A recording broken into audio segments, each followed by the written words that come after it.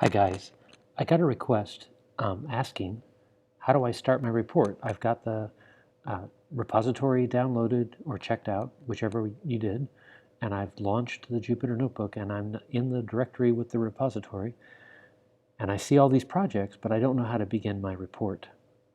So one way to do that would be to click on the sample folder and open the sample report, and then you can just say make a copy. So that makes a copy of the sample report. Then you could rename it. Maybe you call it My Project 1 Report, something like that. And then you can just go in and start editing. So if you'll notice this first cell is a markdown cell. So if you just double click, you're looking at markdown. So you could say Project 1, something like that. And then measuring a diode and LED. How about that? So for project 1, abstract. Oh, yeah.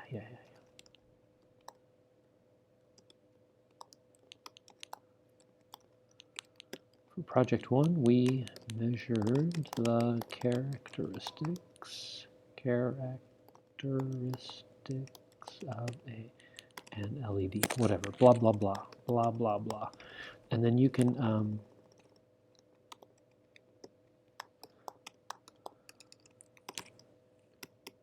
and so on.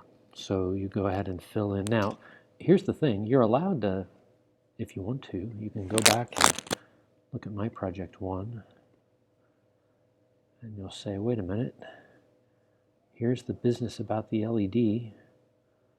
So I want to steal that math. Dr. Spiegelmeyer cooked up that nice equation. I'm just going to steal that guy and go back to my project report, and I'm going to put that in here. The current through an LED follows the Shockley equation, right? And then you can put that in there, and then whatever else you need to say. But if you hit Shift-Enter, you'll notice that it now renders the new markdown that you've put in, including the equation, the Shockley equation.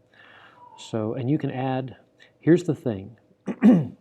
If you want to include images like this one, you'll notice that in Markdown, the way you do that is you have a line with an exclamation point, then some text like a caption, and then in parentheses you put in the location of the image, right? So if the image is in the same directory as the report file, then you can just name the image. If it's in a different directory, you need to put in the path to the image. So that's a little bit tricky, but not too bad. And then if I hit Shift, well, let's see, yeah. If I hit Shift-Enter, it should re-render this. And of course, if you, the other thing is, if you're going to put in code, like this example,